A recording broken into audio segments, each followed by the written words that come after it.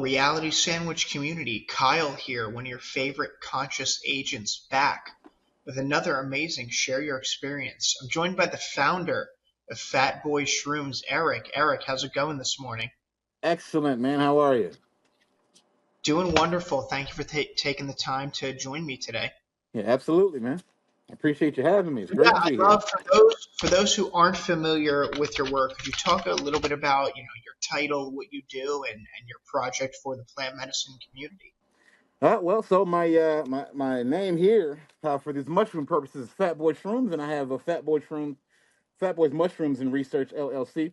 So initially founded to really just get more people into mycology was the initial goal, and that turned into a whole tiny tub, tiny grow phenomena, I would say. I'm most easily found on TikTok and Facebook. Eric Christopher on Facebook and TikTok is now Mr. Gets Banned Shrooms. They take down all of my pages. It doesn't matter what I have on them. It started off all culinary. We got over 500,000. Took it down. It's a positive message, and that's all it is. That's all it's about. If there's something positive happening, it's gonna get taken down for ridiculousness, honestly. But yeah, that's pretty much it in a nutshell, man. I'm just trying to get people to mushrooms. So yeah, what was your mushroom experience prior to launching this venture? Were you raised by your parents to really enjoy culinary mushrooms? How did you discover kind of the process of growing and wanting to incorporate them as part of your lifestyle? So ironically, I was diagnosed with type 2 diabetes, and it was really bad. And right after that, like 3 days after I got back from the hospital, I was putting together a desk for work, watching YouTube, and a random video about a guy growing oyster mushrooms out of holes in a bucket came on, and I wasn't even looking at it. I was just listening while I was building a desk, but I was like, "What? What are you talking about?" So I got up and looked, and when I saw what he was doing, I was interested in just that. Then did a research on the mushrooms themselves and found out all of the actual benefits that they have, and I was hooked immediately. So I started, I ordered a bunch of at-home grow kits, Back to the Roots, and all these other ones, and started there. And through time and research, found out that I was doing myself a serious service. I actually got rid of my type 2 diabetes, and then when I say get rid of it, I don't take insulin, I don't take metformin, and my blood sugar is usually 91 on the dot. And I don't do much for it. I didn't lose a whole bunch of weight. I incorporated a lot of mushrooms into my diet. I subtracted a little bit of junk. I swear, I didn't take out that much crap. I just added a whole lot of mushrooms, and here we are. Like they have a huge benefit that we are just not aware of. And in general, you know what I mean. We don't get that education in school that these type of mushrooms do this for you. That type of mushroom will do that for you. We just get told, standard food pyramid, stick to that. We're missing most of the story. Sincerely, we really are. But so that's how it got started for me, man. And from there, I had to spread the message. There's no way that I'm going to have all these benefits and keep it to myself. There's no gatekeeping with health and wellness, and that is what they are about. Bottom line. Beautifully put. What were some of the trials and tribulations you first went through trying to learn how to grow at home? Like, how were you sourcing your mushrooms originally? How were you cooking with a lot of them, or buying supplements? What was working for you, and how did you, kind of start that process? So I started off with contamination first and foremost. I bought kits, and they're truthfully, they're easy to do when you already have that education. You don't know how to grow mushrooms starting off. It's not like growing plants at all. And when you think it's anything like that, you get immediate contamination. They don't need all that water, and that's usually what a lot of newbies do. Is just keep spraying them because that's what a lot of the kids tell you to do. Just spray it. When I initially started buying genetics and getting into agar and actually having liquid culture, I started off, of course, like everybody, on Amazon, and I bought some lion's mane that grew into chestnuts, and I bought some pink oyster mushrooms that weren't anything. And from there, I met a few people in some Facebook groups who were like, "Oh yeah, don't do that, bro. Here, let me send you something for free." And shout out Chris Ramsey, a very good friend of mine. He used to have the mushcorp.com. He was my mentor, my big brother, my everything when it comes to this. He sent me clean genetics that I could depend on and know that, hey, at least I know that I have the right thing here. So now let's work on having the right agar, or let's work on making sure our sanitation is right, or moving on to the next step. Because if you can't depend on the genetics, you can't do anything after that. Hmm. But so yeah, Very from well. there, man, it just became a matter of, hey, let's listen to the advice and trial and error. So, walk me through the process of growing mushrooms at home. There's a lot of debate. Are spores better than liquid cultures? What even are those two things? And what type of medium are you growing in? So glad you asked. I prefer liquid culture, mycelium, as opposed to spores. Now, this is on a beginner basis. If you are getting into genetics and crossing, and you've had a genetic for a long time and it's starting to act weird and not grow very strong, you're going to want to go back to spore, which is in mushrooms like factory data reset, right? You're going back to the very base of the mushroom's genetic, which ironically I got some spore swabs I'm working on here.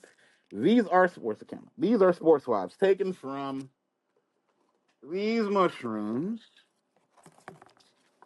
that are grown in a tiny tub. This is my tiny tub kit that you can get at fatboyshrooms.com.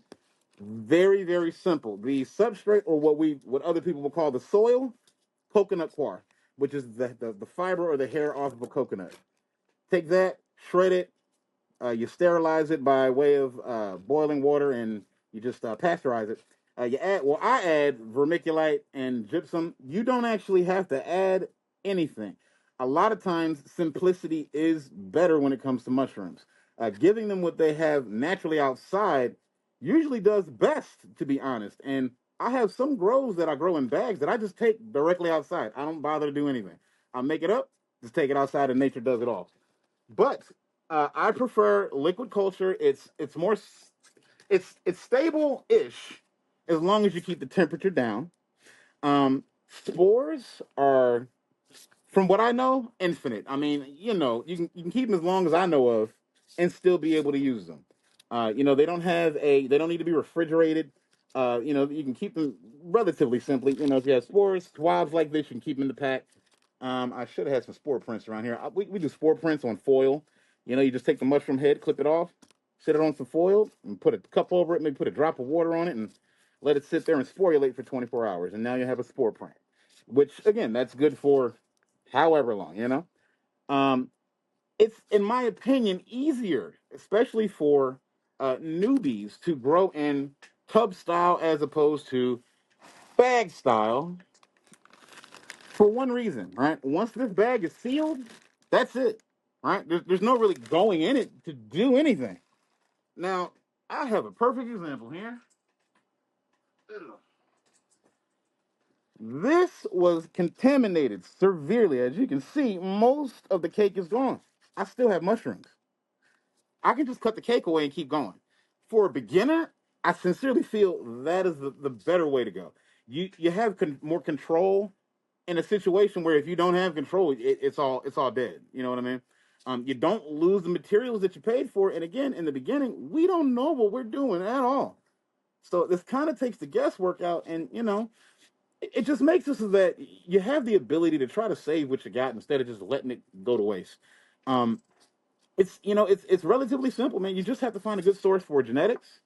One Dave Nation on TikTok, the Spore Daddy on TikTok, Mexican mycologist on TikTok, uh, Twisted Turtles mycology, Myco.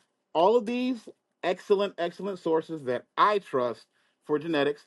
Always, you can go to fatboyshrooms.com for genetics, and also getting agar, getting into your agar work is very important for people who are just getting there right now. I hear you. Yep, it's annoying. I can't stand it, and it's necessary. So learn it, get good at it. If you want to test anything you have, which you should be testing every genetic you get in, you need to be able to make agar, and I promise it's simple.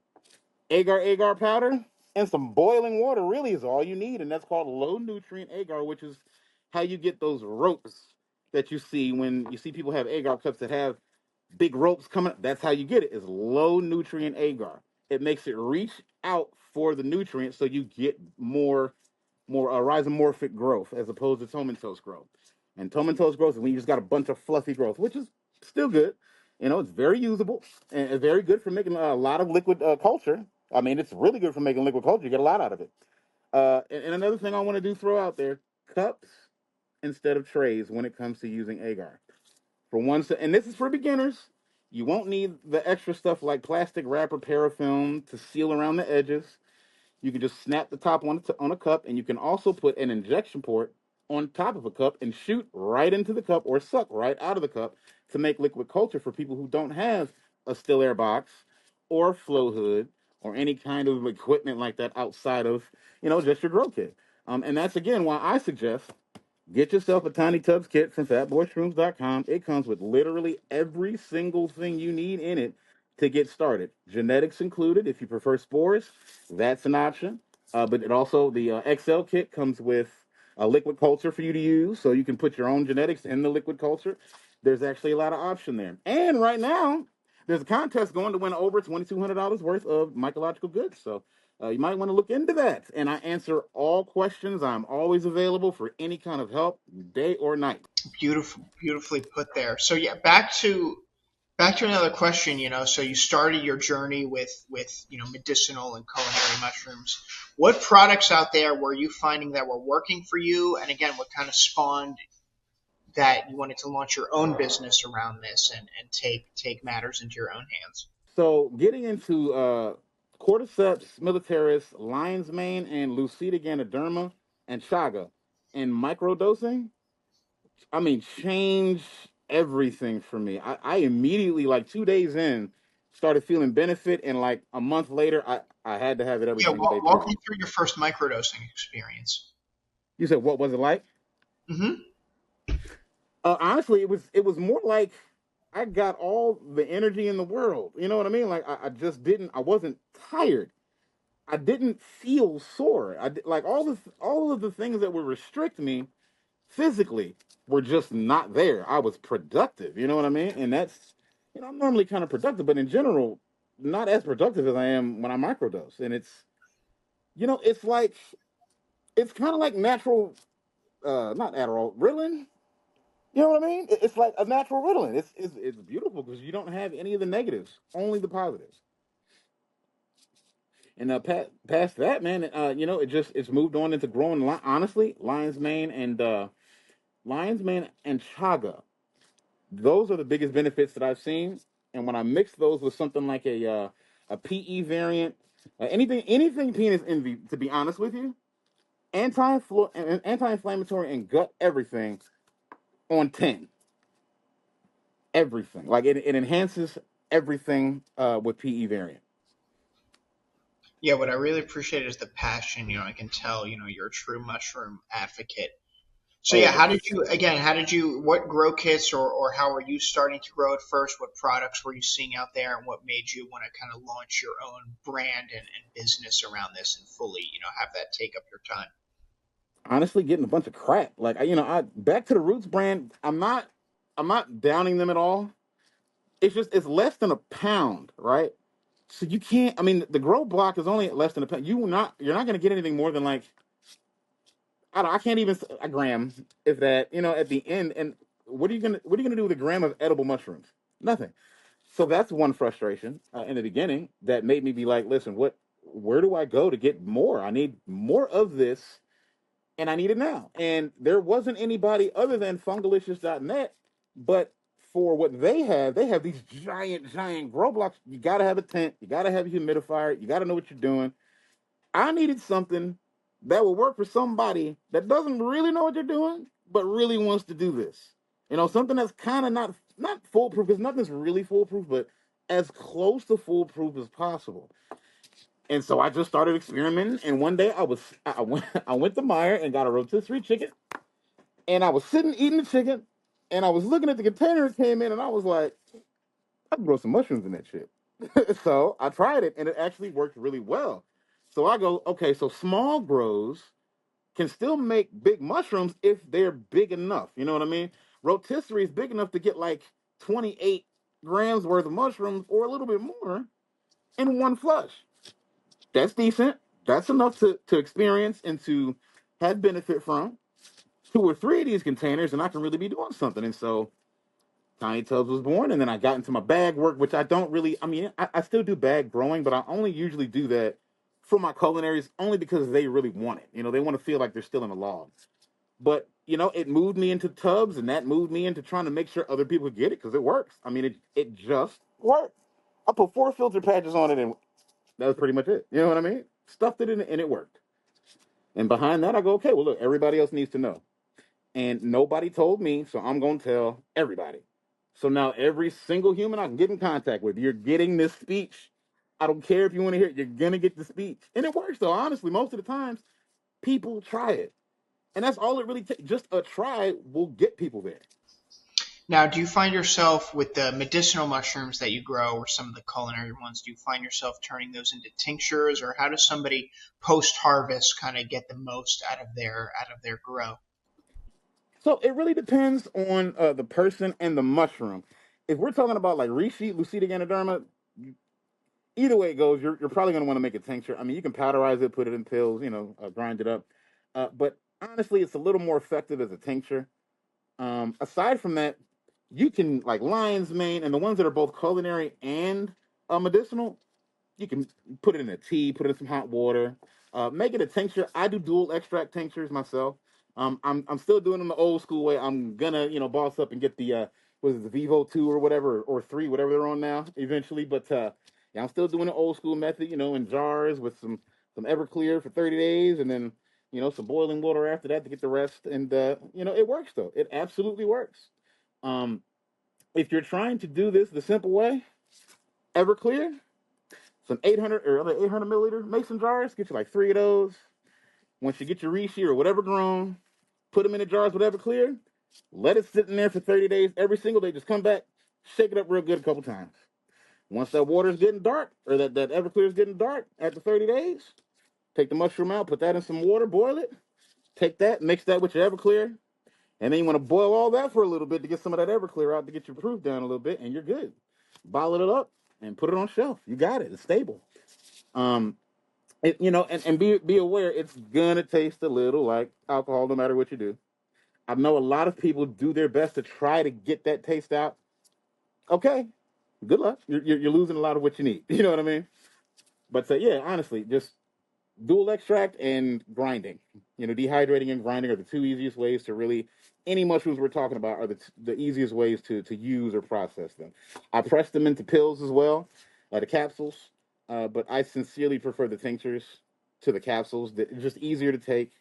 You make a tea out of it, mix it with something else and not even taste it because a lot of times these don't taste too good. The lion's mane I actually like the taste of, but the reishi and chaga it's doesn't taste too good. And I'm not one of these people that wants to mix like sugar and all the. I don't want to do that. I feel like that kind of defeats the purpose of what we're trying to do here. Exactly. What surprised you most, whether educating friends and family and on your own personal journey? When you still say mushrooms, people think of just the white and brown standard mushrooms you see at the supermarkets. What were some of your first meals you were cooking up? How do you educate people around mushrooms as food and some of these other varietals that they could start experimenting with? So honestly, I had started off. It was chicken marsala, but with golden oyster mushrooms, and it blew my mind. A buddy of mine, DC Daryl Cunningham, he told me like, what are you doing? You got all these mushrooms. You're not cooking them. Eat them. Make some golden chicken marsala. So I did it. I made a pasta out of it, and from there on, it's lion's mane steak, lion's mane burgers, pizza. I mean, it grew from there. There are so many recipes online now. I don't like that there are so many fried mushroom recipes, but man, they are delicious. Like they are really good. How were friends and family reacting to a lot of the meals you were cooking up? What else do you like to experiment with? So my my immediate family, not into mushrooms at all. They absolutely hate mushrooms, but have tried some of my mushroom-based products that don't taste like mushroom, and they love them. And they're actually surprised. Like they didn't think that mushrooms did all that because, again, like you said, we're used to buttons and portobellos and creminis, which are all the same mushroom, but we didn't know that. You know what I mean? Uh, Ironically, the thing that surprises me most is how many people now are actually into mushrooms because I wasn't. So I was just under the assumption that like it's not that big of a thing. It's a huge thing. Like I didn't know about Rise and all these other people and Rise of Pods. I didn't know that people were selling grow kits. I did not know this was a whole world. We're just kind of here, not really paying attention until we are part of it. Now, besides launching your website, how engaging has it been showing up at farmers markets and in-person events? What kind of feedback are you getting from the community? So honestly, the biggest feedback I'm getting is surprising because people are not, again, they didn't know, right? And then you have me loud and proud about mushrooms, and when I go to farmers markets, like it's a show, like it's the whole thing. I take a see-through tent. There's all the smoke, so they can, you know what I mean, so they can see the grow and all that. I'll make sure to try to make it fun because nobody's that aware or being made that aware of how important mushrooms actually are, and they're not just this gross thing that we put on pizzas and we just, they have benefit. They're really surprised. People, the biggest, or the most customers I'm getting are repeat customers from farmers markets because they didn't know they can get them fresh. They didn't know that they had options of what types of mushrooms. They didn't even know they were different colors. They thought they were just all round and white. I'm like, a lot of them don't even have, well, some of them don't even have caps. You know what I mean? And they get educated. That's the other thing. There's a lot of education in mushroom, that they learn things that they never would have learned anywhere else that actually benefit their life a lot. So that to me is a huge benefit of being able to be out with the people, showing people what mushrooms can do. What are your favorite medicinal and food mushrooms that you like to cook with? And then what is your daily mushroom stack looking like these days? Golden oyster and lion's mane, hands down. And so so mine is honestly I'm on a right now I'm on a medium microdose, I'm gonna call it, because it's getting closer to a macro dose, but it's like 66 milligrams total, but it's chaga lion's mane and gorilla wizard. Dude, listen, focus, super focus, blood pressure control, uh, anti-inflammatory as hell because I've had 3 back surgeries and it helps. I've had 3 spinal back surgeries and it helps more than any Norco or any other crap that a doctor's tried to feed me. Sincerely. Oh, wow. Yep. And I mean, no, none of the jittery, not seeing walls move around. Focused, able to work and be productive. Beautifully put. How did you find that right dosage between micro or macro? And again, how has microdosing kind of affected your workflow and kind of your mindset and the way you live your life now? Well, trial and error, lots of ups and less downs than anything.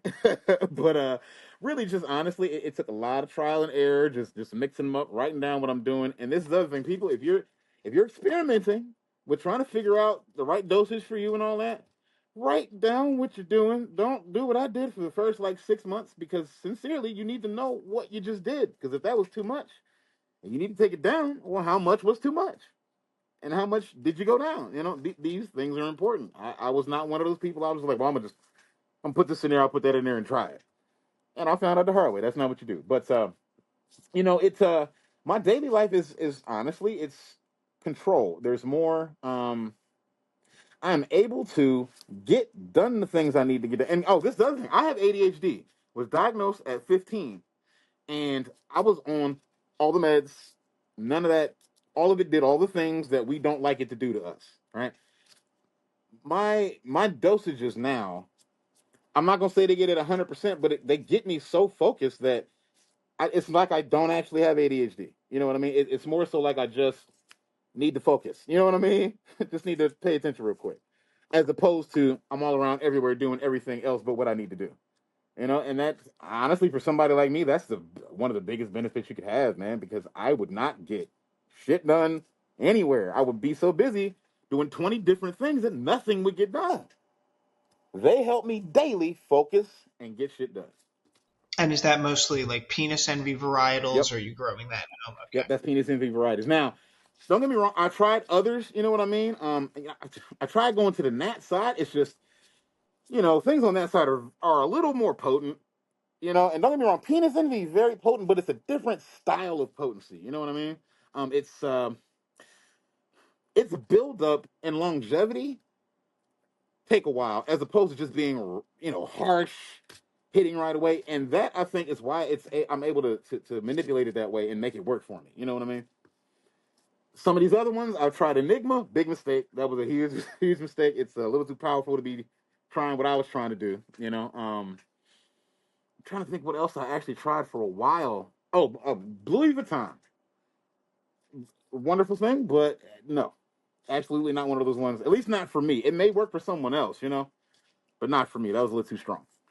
What are some of the now, what are your preferred grow mediums for when you advise somebody who wants to start growing at home? Do you advise grain or like a soil mix? How do you determine what's right for your home setup? So I mean, really, the way I found out was listening to a buddy of mine, Chris, who just knew what he was doing because he'd been doing it for so long.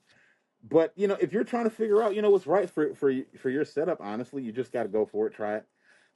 There's truthfully CBG, and when it comes to growing mushrooms, CBG or plain core or some kind of mix in between there, as long as you get your field capacity right, which is the moisture level in the soil, how much water it's retaining when you squeeze it at the end. As long as you get it right, I'm gonna be very honest. Mushrooms, they will probably make it. It'll be a matter of how much mushrooms you grow or how big they get. But for the most part, if you get the field capacity right, you're gonna see mushrooms. And I've made some terrible substrate in the past, and still had some beautiful flushes. I've made some very dry substrate and was like, no, this is not gonna work. Mushrooms. So you got to just play with it. Don't be afraid. Honestly, putting together substrate is relatively cheap. You know what I mean? The ingredients are relatively cheap. If you're going to get cocoa coir, if you're going to go the cocoa coir route, start with just core. Don't worry about the rest. Just start with core. See what you get. You might be surprised. Exactly. Well, excellent, Eric. Where can people follow you? Where can they buy your products? What exciting things do you have coming up in your mushroom world? All right. Well, fatboyshrooms.com, as always, everything Fatboy there. On TikTok, so as of today, you can find me at Mr. Gets Banned Shrooms and fatboy.tinytubs on TikTok. Now, I am constantly getting banned. So find one Dave Nation, and no matter what, he's always there. He knows wherever I'm at, whatever happens, he can always get in touch. If you're really trying to find me, find one Dave Nation, he'll find me. But things I have coming up, we are in September. We're going to be in Kentucky at. I got to get some more information about it. Check my TikTok, and I'll put it. I'll give more updates about it. But myself, Twisted Turtles, mycology.com, and Myco are going to be at a something like a farmer's market, but it's for mushrooms. It's some kind of festival that, again, I'm going to update you guys on. I'm not sure exactly what it is, but it's going to be here in Kentucky. And also, there's a book that was released called Silly Book of Recipes Deluxe Edition. It has a lot of mycologists in it that you need to know, has a lot of recipes in it that you need to know, and it has information that you need for all parts of growing mushrooms. It's not just recipes, it is dosaging, there's recipes for substrate, there's recipes for liquid culture, there's everything you need in there to actually get started growing mushrooms. And also, it's featuring FatBoy Shrooms Tiny Tub kits in it. So make sure y'all go get your copy. You can get it on Amazon, or you can inbox Myco on TikTok, and it's MycaMyco. Beautiful. Thank you so much for sharing here today. Appreciate your time, Eric. Yep, absolutely. I appreciate you having me, man.